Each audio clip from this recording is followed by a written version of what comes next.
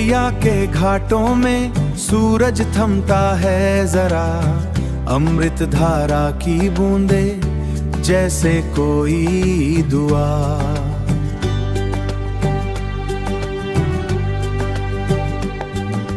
घुंघराले रास्तों पर हवा की है गुफ्तगू, पत्थरों में भी दबी एक पुरानी आरज़ू।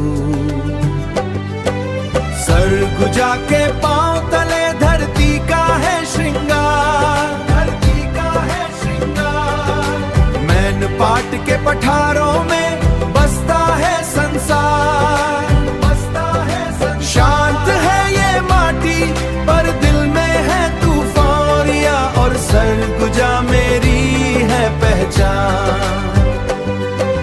हसदेव की लहरों में सदियों का है शोर, माटी के इस रंग में डूबा है ये भोर।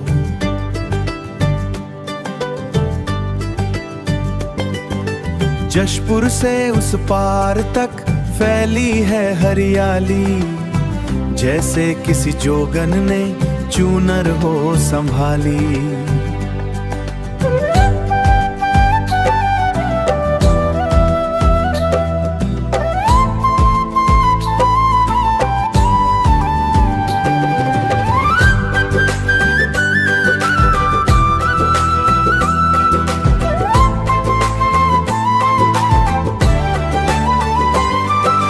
सरगुजा के पांव तले धरती का है श्रृंगार, धरती का है श्रृंगार। मैन पाट के पठार